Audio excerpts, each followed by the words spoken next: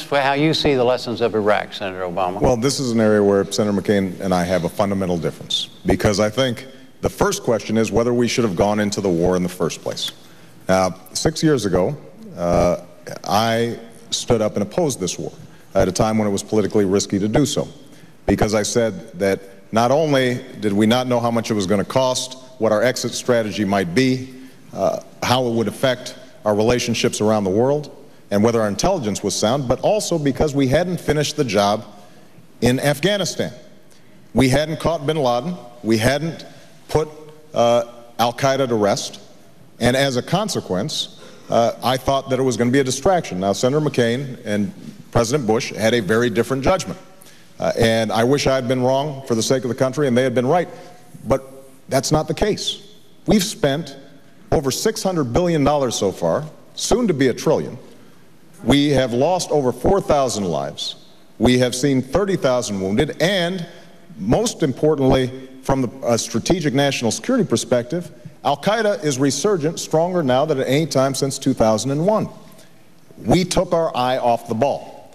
And not to mention that we are still spending $10 billion a month when they have a $79 billion surplus, at a time when we are in great distress here at home, and we just talked about the fact that our budget is way overstretched, and we are borrowing money from overseas to try to finance just some of the basic functions of our government. So I think the lesson to be drawn is that we should never hesitate to use military force, and I will not, as president, in order to keep the American people safe. But we have to use our military wisely, and we did not use our military wisely in Iraq.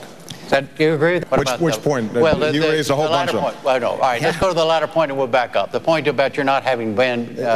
Look, I'm very proud of my vice presidential selection, Joe Biden, who's the chairman of the Senate Foreign Relations Committee, and as he explains, and as John well knows, the issues of Afghanistan, the issues of Iraq, critical issues like that, don't go through my subcommittee, because they're done as a committee as a whole. But that's Senate inside baseball. But let's get back to the core issue here. Senator McCain is absolutely right that the violence has been reduced as a consequence of the extraordinary sacrifice of our troops and our military families. They have done a brilliant job, and General Petraeus has done a brilliant job. But understand, that was a tactic designed to contain the damage of the previous 4 years of mismanagement of this war. And so John, you like to pretend like the war started in 2007. You talk about the surge. The war started in 2003. And at the time when the war started, you said it was going to be quick and easy. You said we knew where the weapons of mass destruction were. You were wrong. You said that we were going to be greeted as liberators. You were wrong. You said that there was no history of violence between Shia and Sunni, and you were wrong. And so if the question is the judgment of whether or not, if the question is who is best equipped as the next president to make good decisions about how we use our military, how we make sure that we are prepared and ready for the next conflict, then I think we can take a look at our judgment. We got a lot on the plate here. I'm afraid. A bunch of things we got to answer. First of all, let's talk about this troop funding issue, because John always brings this up. Senator McCain opposed funding for troops in legislation that had a timetable, because he didn't believe in a timetable. I opposed funding a mission that had no timetable and was open-ended, giving a blank check to George Bush. We had a difference on the timetable. We didn't have a difference on whether or not we were going to be funding troops. We had a legitimate difference, and I absolutely understand the difference between tactics and strategy. And the strategic question that the president has to ask is not whether or not we are employing a particular approach in the country once we have made the decision to be there. The question is, was this wise?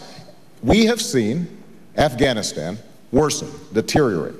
We need more troops there. We need more resources there. Senator McCain, in the rush to go into Iraq, said, you know what, we've been successful in Afghanistan. There is nobody who can pose a threat to us there.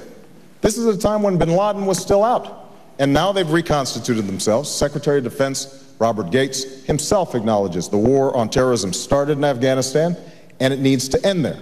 But we can't do it if we are not willing to give Iraq back its country. Now, what I've said is we should end this war responsibly. We should do it in phases.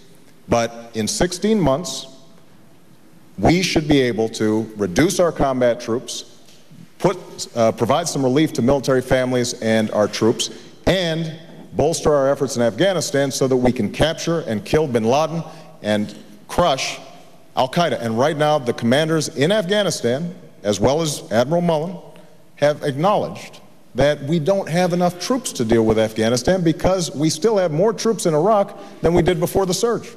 Admiral